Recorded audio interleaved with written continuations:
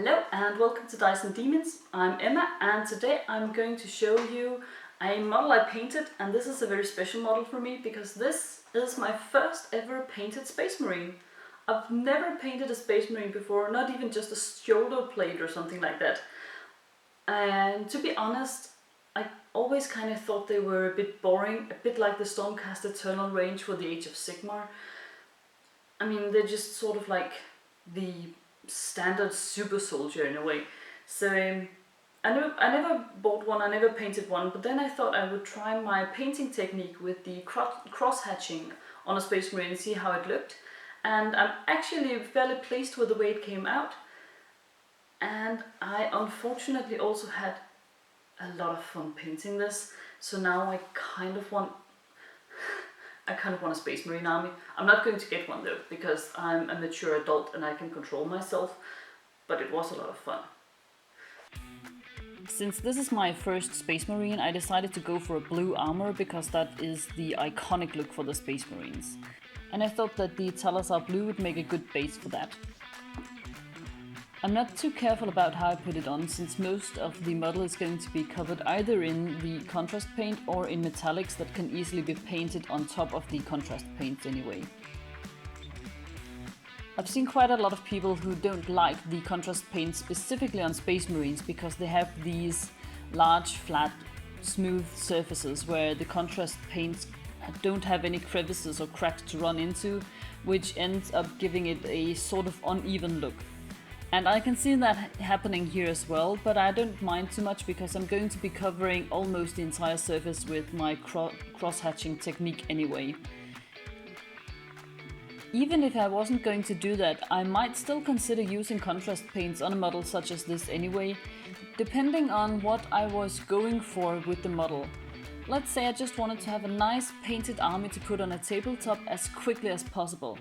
I don't think there can be any doubt that a Space Marine painted entirely in just single coats of contrast paints still look infinitely more cool on a tabletop than a grey or black or white model.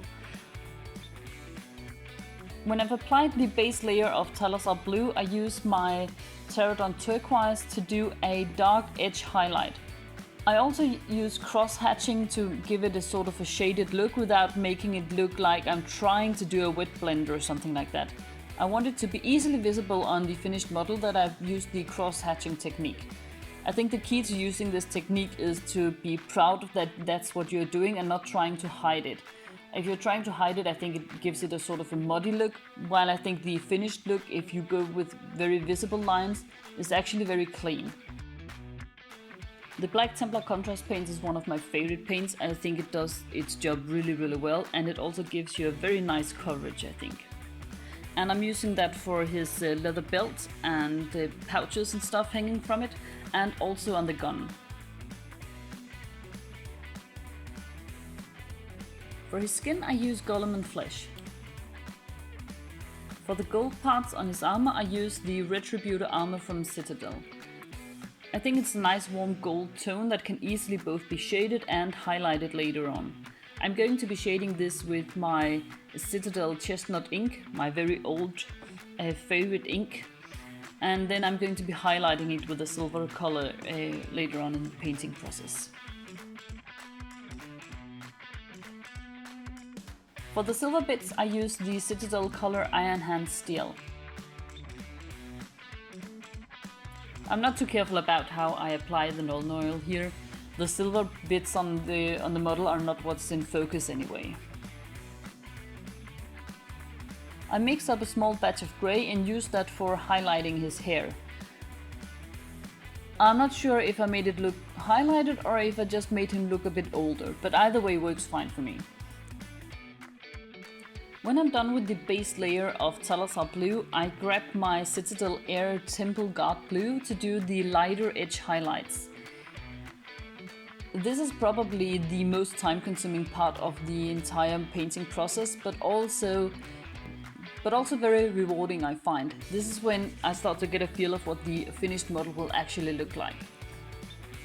I'm a bit more careful with the lighter highlights as I don't want them to hide or obscure the darker highlights that I put down first. So here you have to be a bit more careful and spend a bit more time also deciding where you want the highlights to be. I try to put the highlights where the light would naturally fall on the model, but it's not something I'm very careful about. This is after all a very cartoony look when it's done. So I'm not going for a realistic look, so if I have some shadows or some light highlights that fall on weird places, I'm completely fine with that. As I've said many times before, I'm painting a gaming piece, not a display piece, so I don't want to spend a lot of time trying to work out exactly where the light source comes from. It looks very cool when people do that, it's just not for me. Once I've done that, I take my Stormhost silver and apply highlights to the gold parts on his armor. I also use the silver to highlight the gun. I could have used a grey color or something, but I like the silver better here. The last step before he's all done is to grab my matte white from Army Painter and do the final highlight. This is a lot of fun because this is where it all comes together and he really pops. I don't want to go crazy with the white because I don't want to end up with a model that looks like he is white but has blue shadows. I want it to be very clear that he's wearing a... That's the model all done. I had so much fun painting this model. I did not expect to have so much fun painting a Space Marine.